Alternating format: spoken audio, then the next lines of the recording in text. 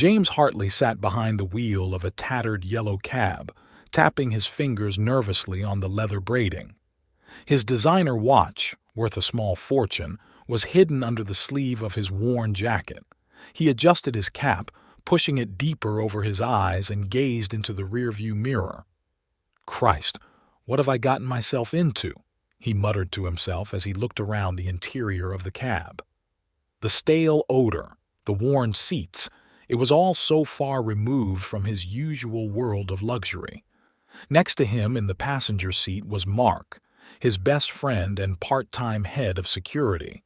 He was the one who had helped James organize this crazy scheme. "James, are you sure you want to do this?" Mark asked, looking at his friend anxiously. "It's not too late to call it off." James took a deep breath, trying to calm his nerves. "No, Mark, I need to know the truth. Something is going on with Emily, and I can't just sit around and wait until she... What, James?" Mark asked softly. "Do you really think Emily could be cheating on you?" James closed his eyes for a moment, feeling pain pierce his heart at the thought.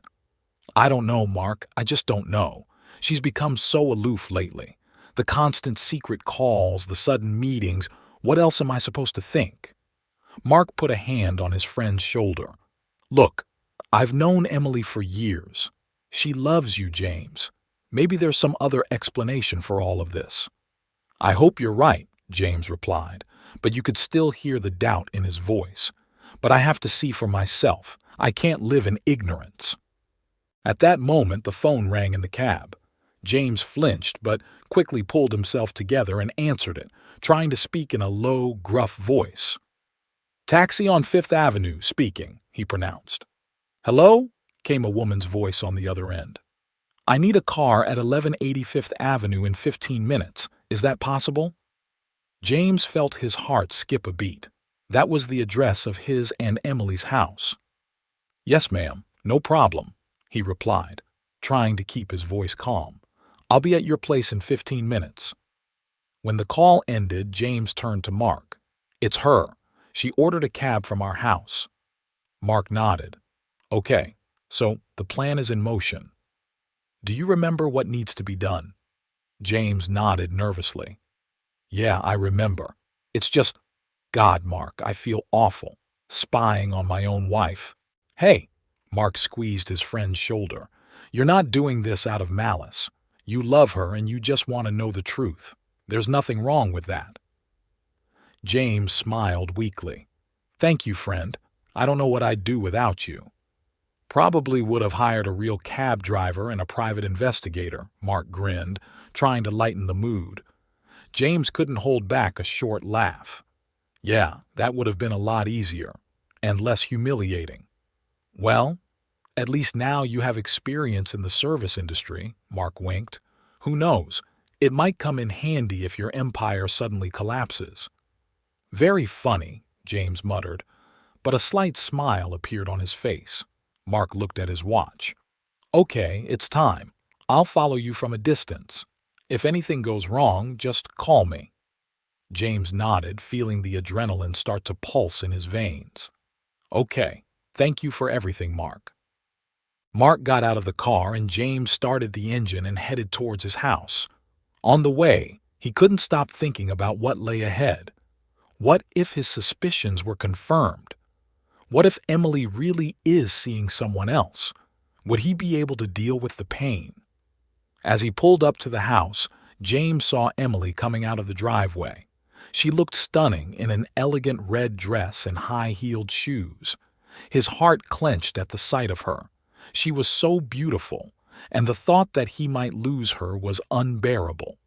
Emily got into the cab without even looking up. She was completely absorbed in her cell phone. "Good evening, ma'am," James said, trying to make his voice sound as unlike his normal tone as possible. "Where are we going?" Emily finally pulled away from the phone and glanced at him quickly. "To the Le Bernardin restaurant, please." James felt his stomach clench. Le Bernardin was one of the most expensive and romantic restaurants in town. He himself had taken Emily there on dates there on more than one occasion. Excellent choice, ma'am, he said, trying to keep his voice sounding casual. Special occasion? Emily smiled slightly, but something akin to sadness flashed in her eyes. Yes, you could say that. My husband would probably be pleased, James continued, feeling every word hurt him. Oh, my husband is on a business trip right now, Emily replied, and James felt his heart skip a beat. He's got a lot of work to do lately. I understand, James muttered, gripping the steering wheel tighter. It must be lonely for you. Emily sighed, and there was so much sadness in that sigh that James wanted to stop the car immediately and hug her. You know, sometimes I think he loves his job more than he loves me. Those words hit James like a slap in the face. Did Emily really think that? Had he really neglected her that much? Maybe he has his reasons, he asked cautiously, trying to understand his wife's train of thought. What reasons could there be for ignoring the man you supposedly love? There was bitterness in Emily's voice. James felt his heart break with pain and guilt. He wanted to tell her that he loved her more than anything, that work had never been more important than her. But he couldn't. Not now. Not in this role. At that moment, Emily's cell phone rang. She answered it quickly, and James strained his hearing, trying to catch every word. Hello? Yeah, I'm on my way. No, don't worry, he doesn't know anything. She lowered her voice, but James still heard every word. Yeah, I can't wait either. James felt a chill run down his back. His worst fears seemed to be confirmed. But who was this man? Who had stolen his wife's heart? The rest of the drive passed in tense silence. James was immersed in his dark thoughts, while Emily seemed completely absorbed in the upcoming meeting. When they pulled up to the restaurant, Emily paid and got out of the car. James watched her disappear behind the doors of the restaurant, feeling his world crumble. He parked the cab around the corner and got out, taking off his cap and jacket. Underneath was a shirt and jacket. He was always ready for the unexpected. James took a deep breath, trying to gather his thoughts. He knew that what he was about to do could destroy his marriage permanently, but he also knew that he couldn't move on without finding out the truth. With a heavy heart, he headed toward the front of the restaurant, preparing to face reality, no matter how painful it might be. Good evening, Mr. Hartley, the maitre d' greeted him. Your usual table. No, thank you, James replied. I'm looking for my wife. Could you tell me where she's sitting? The maitre d' looked confused. Mr. Hartley, your wife is in a separate office, but... Show me, James said firmly. The maitre d' reluctantly led him across the hall. James felt his heart pounding harder with each step. Finally, they stopped in front of the door of a private office. Mr. Hartley, I'm not sure if... But James had already opened the door. Inside, he saw Emily sitting at a desk. Sitting across from her was Robert Clark, his chief business rival. James! Emily exclaimed, jumping up from her seat. What are you doing here? I could ask you the same thing, James replied, feeling anger rising within him. What's going on, Emily? Robert Clark stood up, smirking. Well, it seems the surprise has been revealed ahead of time. What are you talking about? James asked, shifting his gaze from Robert to Emily. Emily took a deep breath. James, please sit down. We need to talk. James slowly lowered himself into the chair, feeling the ground go from under his feet. I'm not cheating on you if that's what you're thinking, Emily began. But I did keep something from you. What exactly? James asked, trying to remain calm. I'm working on a project. A big project, Emily looked at Robert. And Mr. Clark is helping me. James felt his eyebrows creep upward. You're working with my competitor? Why? Because it's important, James, Emily replied. I'm setting up a foundation to help children with disabilities, and Robert has agreed to be the main sponsor. James blinked, trying to comprehend what he was hearing. But why didn't you tell me? Because I wanted to do it myself, Emily took his hand. You always do so much for me. Give me everything I want. I wanted to prove that I could accomplish something too. Robert coughed. I think you two need to talk in private. I'll go. As the door closed behind him, James turned to Emily. Why didn't you ask me for help? Because I know how you feel about Robert, Emily replied. I was afraid you wouldn't approve. Emily, James squeezed her hand. I'm always on your side. Always. I know, she smiled through her tears. It's just, you've been so busy lately, I've felt so alone. James felt his heart clench. I'm so sorry, darling. I didn't realize I had neglected you so much. And I didn't realize how much I needed your support, Emily replied. We were both wrong. James nodded, feeling the tension of the last few months begin to let go. So tell me about your project. I want to know everything. Emily's eyes lit up and she began to tell him about her plans. James listened, realizing he was falling in love with his wife all over again. Hours later, as they walked out of the restaurant holding hands, Emily suddenly stopped.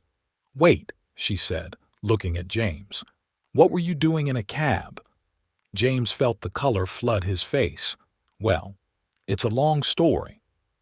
Emily crossed her arms over her chest. We have time. James sighed and began to recount his suspicions and how he had decided to follow her. To his surprise, Emily laughed. Oh, James, she said, shaking her head. We're both quite the conspirators.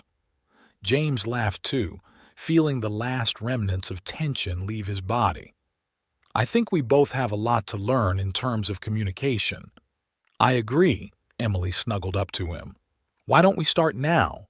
They walked through New York City at night, talking and laughing like they hadn't done in a long time. Although there were more conversations and relationship work ahead of them, they both felt that tonight they had taken an important step toward a new beginning. It had been 3 months since that night at the restaurant. James stood in front of the mirror, adjusting his tie. Today was the big day, the opening of the Center for Children with Disabilities that Emily had created. His fingers trembled slightly as he tried to tie the perfect knot. Damn, he muttered, loosening his tie for the 3rd time. Why is this suddenly so difficult? At that moment, Emily walked into the room. She looked stunning in an elegant blue suit, her hair gathered into a neat bun. Are you all right, darling? She asked, walking up to him. James turned to her, his face expressing a mixture of excitement and pride. Yeah, just a little nervous, I guess. Emily smiled softly and took the tie from his hands. Let me, she said, beginning to deftly tie the knot. You know, James began, looking at his wife, I still can't believe we're here. After everything that's happened. Emily paused for a second, her eyes meeting his. I know. Sometimes I think it's all a dream. If it is a dream, James replied, gently touching her cheek, I don't want to wake up. Emily finished with his tie and smoothed the lapels of his jacket. You look amazing, she said. Not as amazing as you, James replied, pulling her to him for a kiss. When they pulled away from each other, Emily took a deep breath. James, I'm so worried. What if something goes wrong? James took her hands in his, looking straight into her eyes. Emily, listen to me. You've done an incredible job. This center is your brainchild, your dream. It's going to be perfect. But what if, began Emily, but James interrupted her. There's no what if. You're a strong, smart, incredible woman. You can handle anything. Emily smiled weakly. Thank you. I don't know what I'd do without you. Hey, James said, lifting her chin. We're a team, remember? Together we can do anything. At that moment there was a knock on the door. Mr. and Mrs. Hartley, came the voice of their driver. The car is ready. We'll be right out, shouted James, then turned back to Emily. Are you ready? Emily took a deep breath and nodded. Yeah, I think so. They walked out of the house and got into the waiting limo. On the way to the center, Emily nervously rubbed the edge of her jacket. You know, James began, trying to distract her. I'm thinking back to that night at the restaurant. When I was thinking, you know, Emily turned to him, a shadow of pain flickering in her eyes. James, I'm so sorry I made you doubt. No, no, James said quickly, taking her hand. That's not what I'm thinking about. I'm thinking about how things have changed since then, how we've changed. Emily squeezed his hand. We've gotten stronger, haven't we? Much stronger, James nodded. And you know what? I'm grateful for that night. He got us talking, really talking. And look where it got us, smiled Emily, looking out the window at the city whizzing by. As they pulled up to the center, James felt Emily tense up. Hey, he said softly, remember, I'm here for you. We're going to do this together. Emily nodded, took a deep breath, and got out of the car.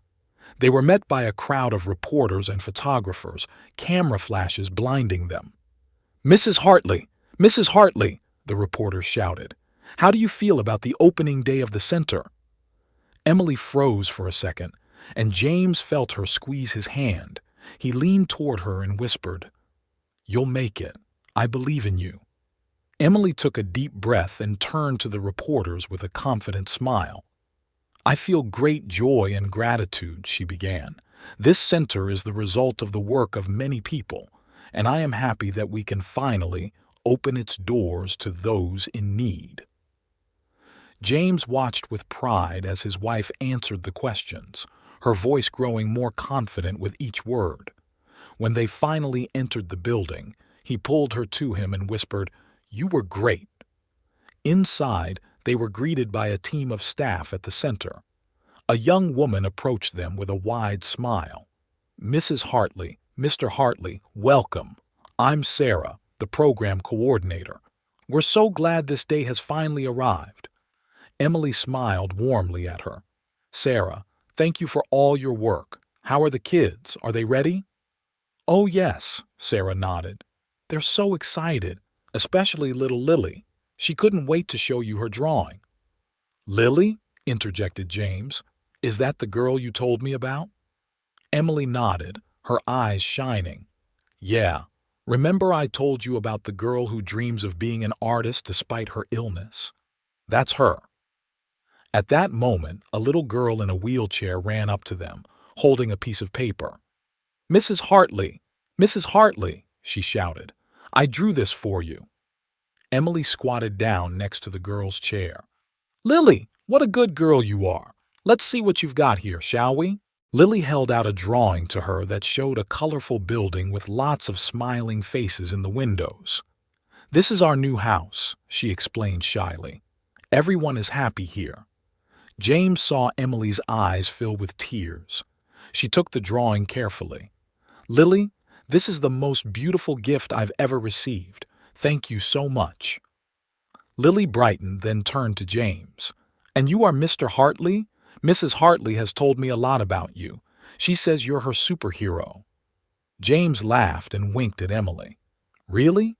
Well, I'm trying to be. But you know what, Lily? The real superhero around here is Mrs. Hartley, and great kids like you. Lily giggled, then suddenly became serious. Mr. Hartley, will you help Mrs. Hartley take care of us? James dropped to one knee next to Lily's chair. I promise you, Lily, I will do everything in my power to help. We're all here for you. Emily watched this scene, her heart overflowing with love and pride. She had never felt more confident in her decision to create this center. Sarah walked up to them. Mrs. Hartley, it's time to begin the opening ceremony. Everything is ready. Emily nodded and turned to James. Are you ready? James took her hand. Always when I'm with you. They walked to the makeshift stage in front of the center where a crowd of people were waiting for them. Journalists, officials, sponsors, and most importantly, the families of the children who would be using the center's services. Emily stepped up to the microphone, James standing beside her, supporting her with his presence. She looked around at the audience, took a deep breath, and began to speak. Good afternoon, ladies and gentlemen. Today is a very special day. A day when a dream becomes a reality. James listened as his wife spoke of hope, of opportunity, of the future they were striving to create for these children. He saw how her words touched people's hearts, how the parents' eyes lit up with hope, how the children smiled. And in that moment, he realized that all the trials they had gone through, all the doubts and fears, it was all worth it, because it had brought them here, to this moment when they could make a difference in the world. When Emily finished her speech, the applause was deafening. She turned to James, her eyes shining with happiness and excitement. "We did it," she whispered. James pulled her to him and hugged her tightly. "No, love," he said. "You did it, and I've never been more proud to be your husband than I am now." They stood there, embraced in the midst of applause and camera flashes. But for them, it was just the two of them and that feeling of accomplishing something truly important. This was not the end, but just the beginning of their new journey, a journey in which they would be together stronger than ever, ready to face whatever challenges lay ahead. After the opening ceremony, Emily and James walked around the center, talking to guests and staff. They stopped outside the playroom, watching the children already mastering the new space. "You did it," James said quietly, putting his arm around Emily's waist. Emily shook her head. "We did it. I couldn't have done it without you." At that moment, a woman approached them, holding the hand of the very girl in a wheelchair that Emily had noticed during her speech. "Mrs. Hartley," the woman began, her voice shaking with emotion, "I'm Sarah, and this is my daughter, Lily. We just wanted to thank you. You have no idea what this center means to us." Emily squatted down to be on the same level as Lily. "Hi, Lily. How do you like the new center?" Lily smiled shyly. "It's beautiful. And big. I like the game room." Emily felt her heart fill with warmth. "I'm glad you like it. You know, Lily, this center is made for great kids like you. Here you can learn, play, and make new friends." Lily nodded, her eyes lighting up. "Will I be able to draw here? I really like to draw." "Of course," Emily exclaimed. "We have a special art studio. Would you like me to show you?" Lily nodded vigorously, and Emily, receiving an approving nod from the girl's mother, led them toward the art studio. James watched the scene, feeling his heart overflow with pride and love for Emily. He had never seen her so happy and full of life. When they got home late that night, both of them were exhausted but happy. Emily took off her shoes and collapsed on the couch. James crouched down next to her. "I still can't believe we did this," Emily said, looking at James. James took her hand and kissed it gently. "And I always knew you could do it. You're an amazing woman, Emily Hartley." Emily smiled, but then her face turned serious. "James, I have a confession to make to you." James tensed. "What is it?" Emily took a deep breath. "Remember 3 months ago when you caught me and Robert at the restaurant?" James nodded, feeling his heart start to beat faster. "I wasn't completely honest with you then," Emily continued. "Yes, Robert did help me with the project, but there was another reason why I kept it a secret."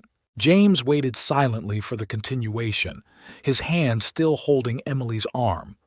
"Yeah, I wanted to prove to myself that I could accomplish something on my own, without your help, without your name or connections. I felt useless, just a rich man's wife. I wanted to be something more." James felt his heart clench. "Emily, I never thought of you as just my wife. You've always been my partner, my support." "I know," Emily replied, tears glistening in her eyes. "But I needed to prove it to myself. And when you showed up at that restaurant, I was scared. Scared that you'd think I didn't trust you, that I was hiding something." James pulled Emily to him, wrapping his arms around her. "Hey, it's okay. I understand. And you know what? I'm proud of you. You did something incredible, and you did it on your own." Emily raised her eyes to James. "Really?" "Really," James smiled. "You changed the lives of so many kids. You changed my life. You showed me what it means to truly give of yourself to something." Emily smiled through her tears. "Thank you, James, for everything, for your support, for your understanding. I love you." "I love you too," James replied, kissing her gently. They sat like that, embraced, for a long while longer, enjoying the silence and each other's closeness. Both of them realized that this day was the beginning of a new phase in their lives, a stage where they were not just husband and wife, but true partners, ready together to change the world for the better. The next morning, Emily woke up early.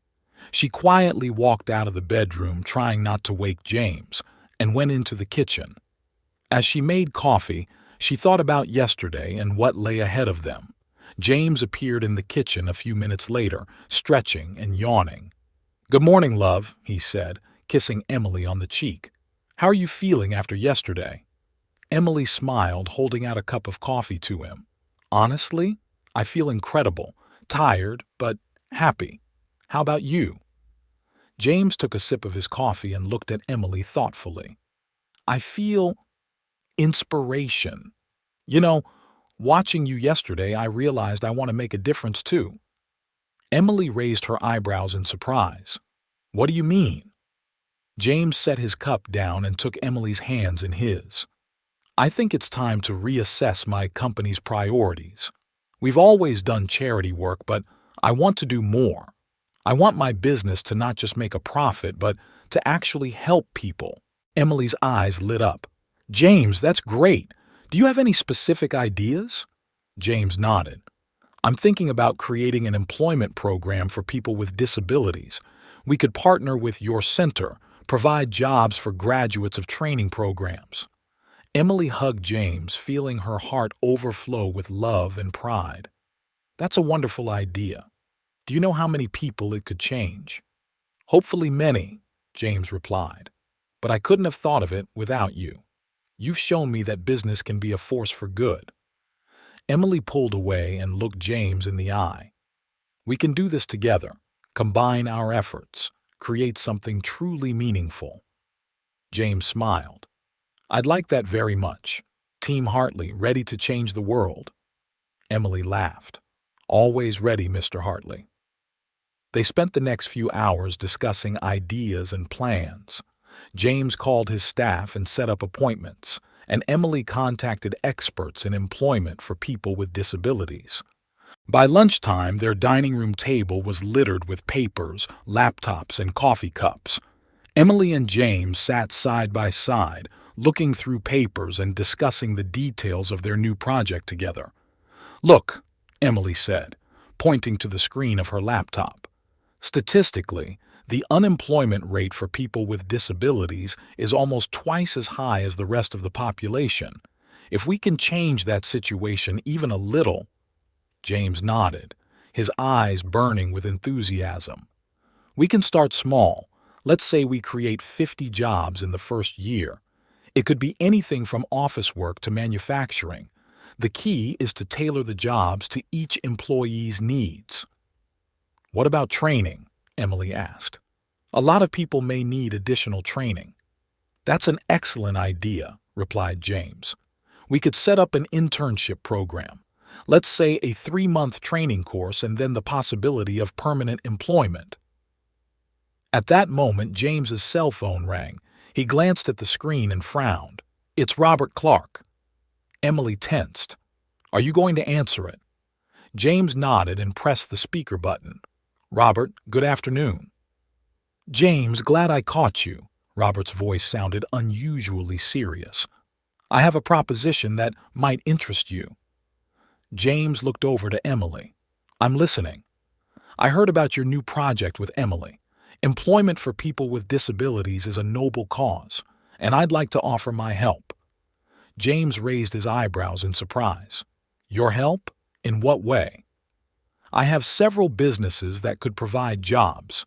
In addition, I'm willing to invest in a training program. What do you say?" James was silent, mulling over the offer. Emily squeezed his hand gently, letting him know she would support whatever decision he made. "Robert," James finally said, "your proposal sounds interesting, But why do you want to help? A sigh was heard on the other end of the line. Honestly, after I saw what Emily did, it got me thinking. We've been competing for so many years trying to outdo each other. What if we joined forces? Imagine how much good we could do together. James looked at Emily. She nodded, smiling. You know what, Robert? Let's get together and discuss this further. How about tomorrow in my office? Great. Robert could hear the relief in her voice. See you tomorrow, James. After the conversation ended, Emily gave James a hug. I'm proud of you, she whispered. James smiled.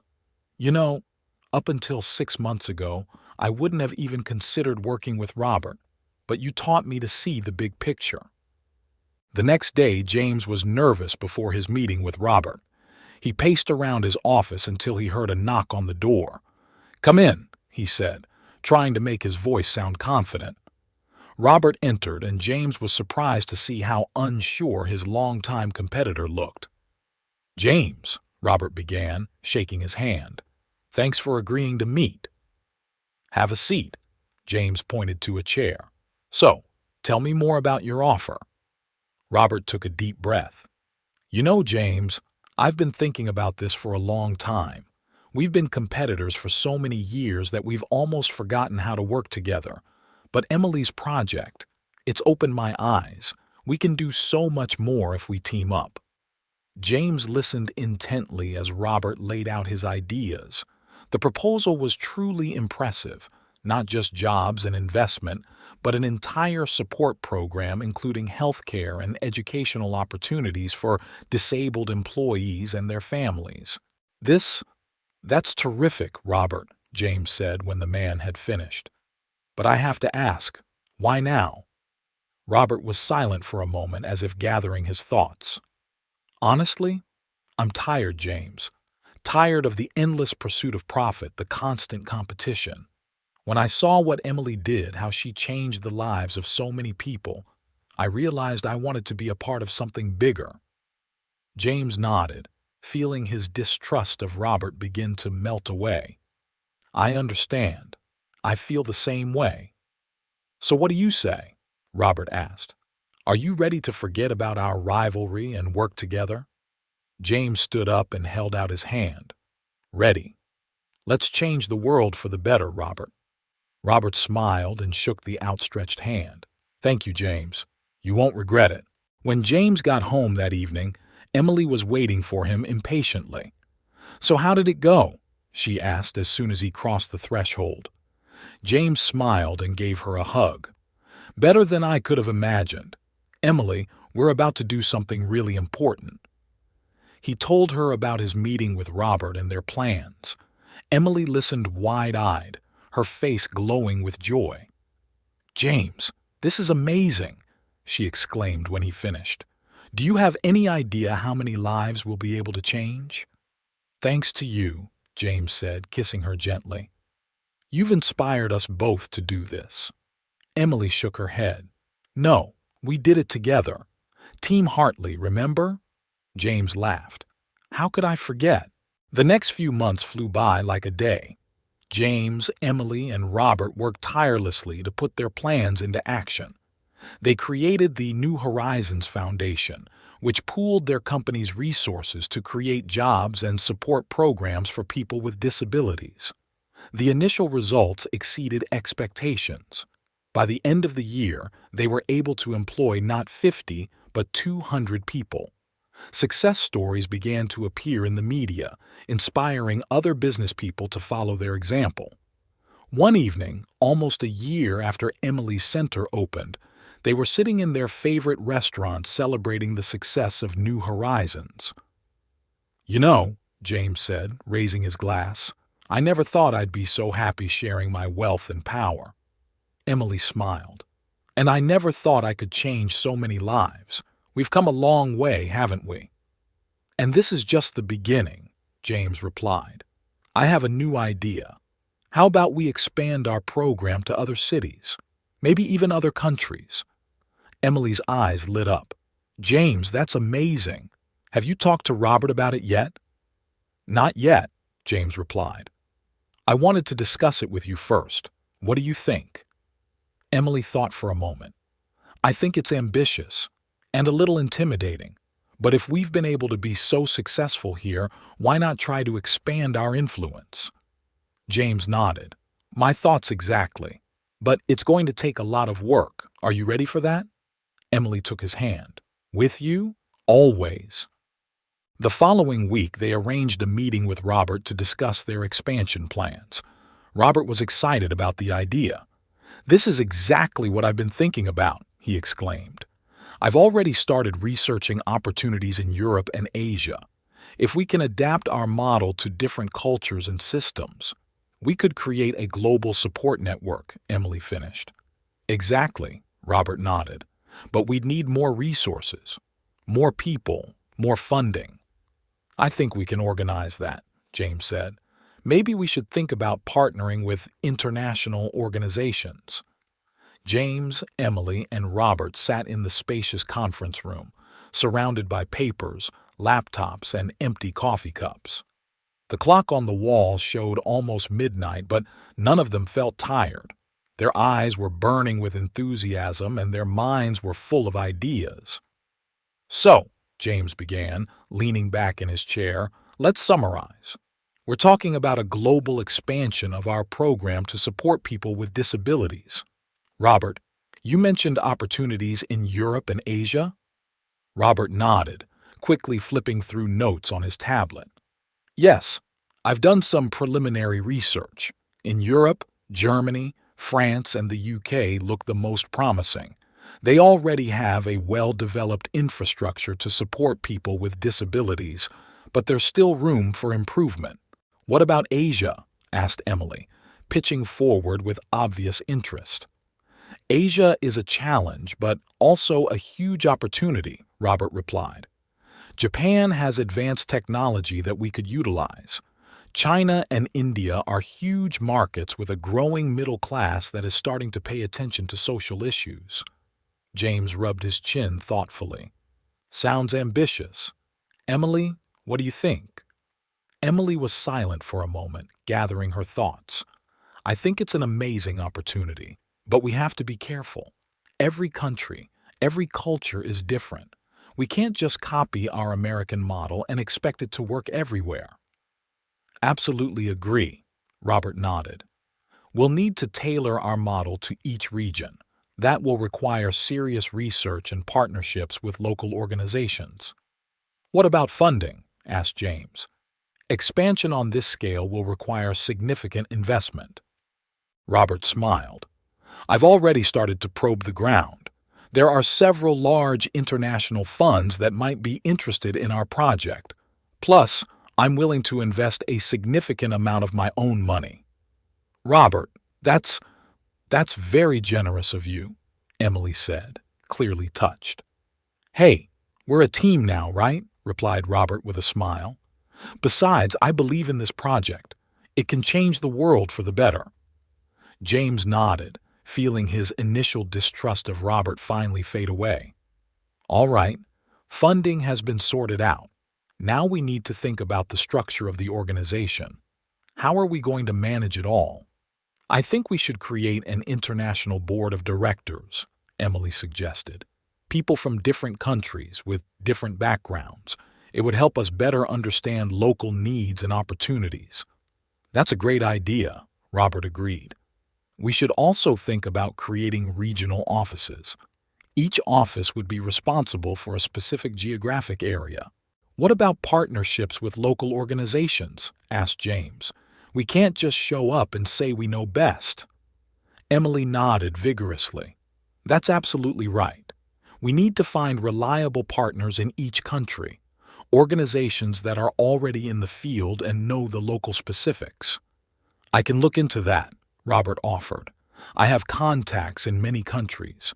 I can start compiling a list of potential partners. Great, James said. Now let's talk about the time frame. How long do you think it will take us to realize all of this? Emily thought for a moment. I think we need to think in terms of 5 years. The first year will be spent researching, planning, and establishing partnerships. The second and third years are for launching pilot projects in a few key countries. The fourth and fifth are for expansion and scaling.